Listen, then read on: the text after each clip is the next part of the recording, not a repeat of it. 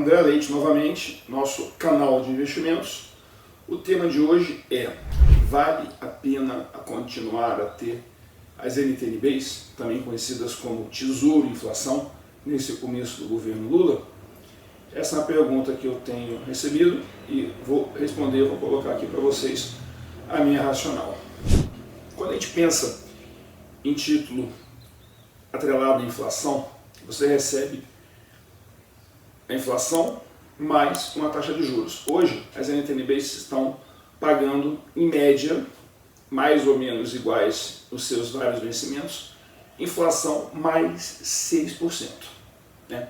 Quando nós olhamos para o que o mercado está dizendo para a gente, o que deverá acontecer no juro real nos próximos 12 meses, aquilo que a gente chama de juro real ex ante, você está vendo nas telas que nós deveremos, ter um juro real a ser realizado ainda de 8,5%, ou seja, inflação mais 8,5%. Então, nessa continha simples matemática, se você tiver com uma NTN-B que está pagando 6% e esse juro real ex ante, ele realmente se concretizar, ele acontecer e for nessa faixa de 8,5% e 9%, você não vai ter feito um bom investimento. Então a minha resposta é: olhando a tela, não vale a pena você ter NTN-Bs nesse momento.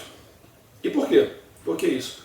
Porque nós ainda temos um Banco Central independente, um Banco Central que vai até setembro de 2024, é um Banco Central que está muito atento à inflação, está muito atento a eventuais desarranjos fiscais que o Brasil possa ter, e nós já estamos trabalhando com juro real alto por conta da inflação, por conta do combate à inflação, e esse juro real alto naturalmente deve continuar permanecer alto enquanto a inflação estiver alta. Ou seja, se a inflação eventualmente até piorar por conta do fiscal, o Banco Central pode até subir os juros, mantendo esse juro real gordinho, poupudo.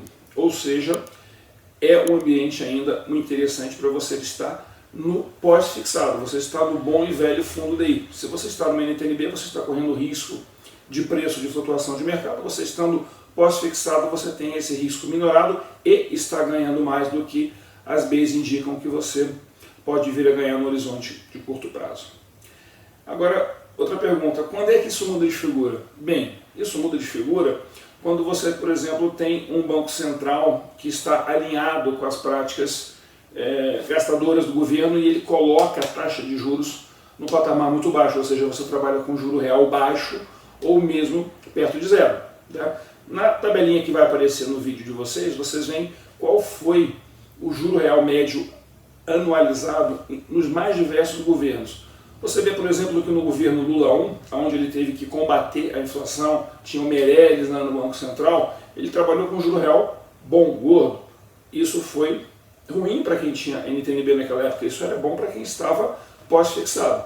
Porém, quando você pega um governo mais populista, como foi o governo da Dilma, com o Banco Central alinhado com as práticas do governo, como foi o Banco Central do Tombini, você trabalhou com um juro real baixo. Então, nesse ambiente, era bom você ter NTN-B, porque você tinha uma rentabilidade maior do que você estando no pós-fixado.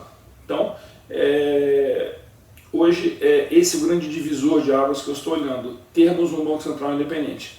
Podemos deixar de ter esse Banco Central independente quando o Roberto Campos terminar o mandato dele em setembro de 2024, ou, lembrando que você não precisa de uma PEC para poder tirar a autonomia do Banco Central. Basta uma votação por maioria simples. Isso você poderia, no limite, tirar o Roberto Campos do Banco Central, com o Banco Central perdendo a autonomia e o Lula indicando o seu sucessor. Então, é bom ficar de olho nisso, mas hoje, com o cenário que nós temos, com a conjuntura que nós temos, minha recomendação é: as NTN-Bs não vale a pena. Pós-fixado é a melhor opção, porque você vai ter um juro real gordo acima do que as NTN-Bs estão pagando e sem correr risco de flutuação de preço. É isso, gente. Aperta o nosso sininho, siga o nosso canal, divulga a gente para os seus amigos. Até a próxima. Um grande abraço.